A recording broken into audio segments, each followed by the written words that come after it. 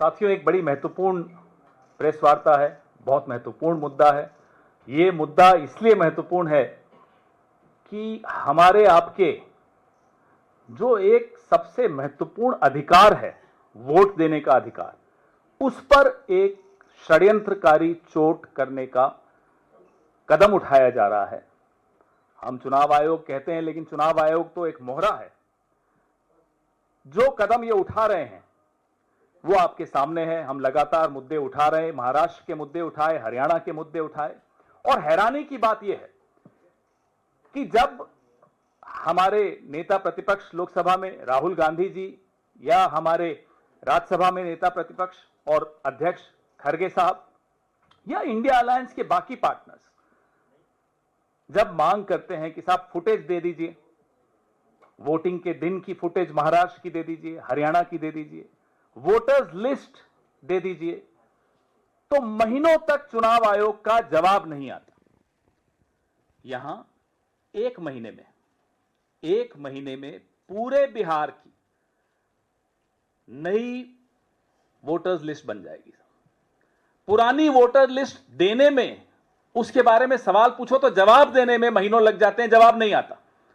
लेकिन एक नई वोटर्स लिस्ट बिहार में बन जाएगी एक महीने में, मॉनसून के महीने में, जिसके बारे में अभी हमारे साथी पीसीसी अध्यक्ष राजेश राम जी आपको बताएंगे।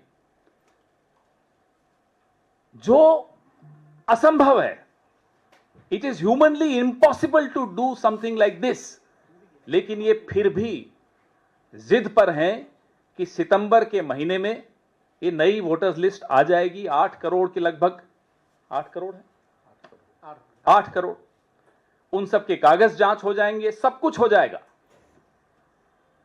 हैरानी की बात है, हमने समय मांगा चुनाव आयोग से, इंडिया गठबंधन की ओर से मांगा, जैसा कि हमेशा हम मांगते हैं। हमारे कुछ अधिकृत लोग हैं, वो हमारी लीगल सेल में हैं, वो अधिकृत लोग चिट्ठी भेजते हैं, चुनाव आयोग तुरंत जवाब देता है। अब तक जो हुआ था मैं वो बता रहा हूं, और हम मिलने चले जाते हैं। उसमें कोई कंट्रोवर्सी नहीं होती, कोई विवाद नहीं हुआ, अभी तक तो नहीं होता था। अब मुख्य चुनाव आयुक्त की जुबान से अगर मैं बोलूं, if I quote the CEC, अब न्यू नॉर्मल आ गया। ये उनके शब्द है, मेरे नहीं है, और धमकाते हुए लहजे में कहते हैं कि नया चुनाव आयोग है, नया नॉर्मल है। क्या नया नॉर्मल है साहब? नया नॉर्मल यह है कि अब चुनाव आयुक्त तय करेंगे कि कांग्रेस पार्टी से वो किस नेता से मिलेंगे। आप कौन है साहब? आप क्यों तय करेंगे? आप तय करेंगे कि कितने लोगों से मिलेंगे, आप तय करेंगे कि कब मिलेंगे। ये न्यू नॉर्मल है। अब हमें यह नहीं समझ में आया कि मुख्य चुनाव आयुक्त हैं, किसी के प्रति निजी टिप्पणी नहीं है हमारी,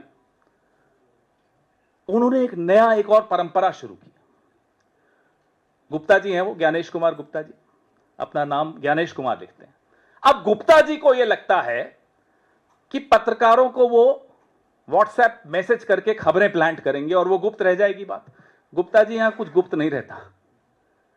आपने 24 घंटे का टाइमर लगा रखा है, जिस नंबर से आप पत्रकारों को खबरें लीक करते हैं, वो सारे स्क्रीनशॉट्स हमारे पास भी आ जाते हैं। तो गुप्ता जी, आप शायद नए हैं चुनाव आयोग में, ज्यादा पुराने नहीं हैं। मैं आपको आज इस मंच से बता दूं, हम सब हंसते हैं फिर आपके उन संदेशों पर। वो संदेश गुप्त नहीं है गुप्ता जी, ध्यान रखिएगा। अब ज्ञानेश जी को, पूरे चुनाव आयोग को, हर संस्था की बात कर रहा हूं, ना केवल चुनाव आयोग, जो भी लोग आज उन संस्थाओं में हैं, उन्हें यह समझ लेना चाहिए कि उनसे पहले, उनसे कहीं बेहतर लोग उन कुर्सियों पर बैठकर जा चुके हैं, और उनके बाद उनसे कहीं बेहतर लोग बैठने आएंगे। आप क्या विरासत छोड़कर जा रहे हो?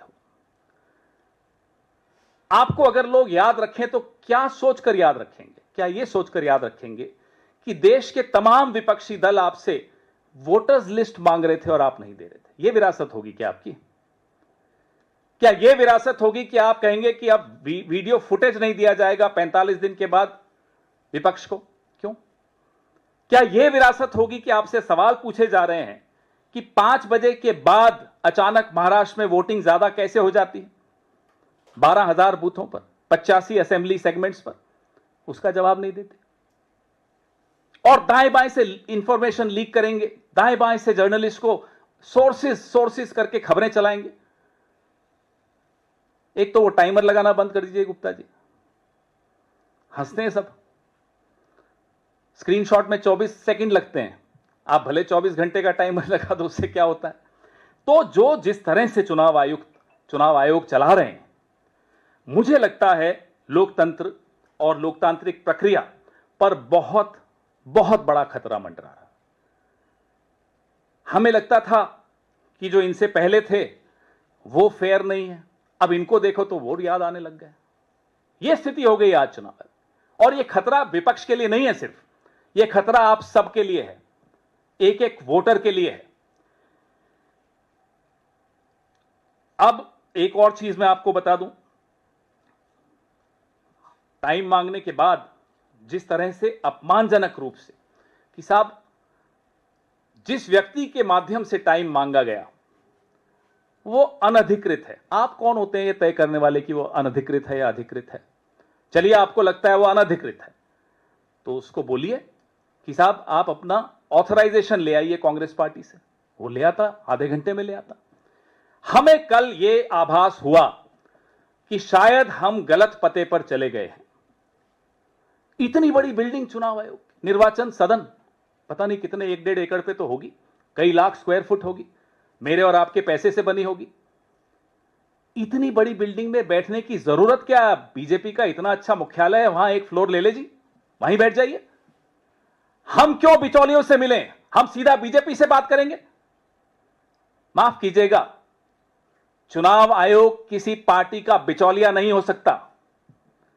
सबको अपने दायरे में रहकर काम करना होगा, यह लोकतंत्र की परिभाषा है और सबका दायरा संविधान ने फिक्स कर रखा है, नियमित कर रखा है। उस दायरे को अगर कोई तोड़ेगा तो देश देख रहा है, देश जानता है कैसे लोगों को अपने अपने दायरे में फिर से भेजना होता है, देश को यह आता है। इसलिए मैं इस मंच के माध्यम से बहुत विनम्रता से, in all humility at my command, मैं चेतावनी दे रहा हूं चुनाव आयोग, यह सत्ता आने जाने वाली चीज है। जब इनके पास 300 सीटें थी तब हम नहीं डरे, ये 240 पे हैं। आप क्यों इनकी गुलामी कर रहे हैं? आप संविधान की गुलामी कीजिए, आप लोकतंत्र की गुलामी कीजिए, आप इस देश के एक एक वोटर की गुलामी कीजिए। ये शाह शहंशाह इन लोगों की गुलामी मत कीजिए। यहां बहुत शाह आए, बहुत शहंशाह चले गए। इतिहास के कचरा पात्र में आपका नाम चला जाएगा अगर आप इस तरह के काम करेंगे तो। कोई याद नहीं रखेगा आपकी विरासत को। अगर आपको याद भी रखेगा तो लोग मुंह बनाएंगे कि इस तरह के एक संस्था को चलाने वाले लोग आए थे। बड़ी पीड़ा होती है जब हम ये बोलते हैं, दुख होता है ये बोलते हुए।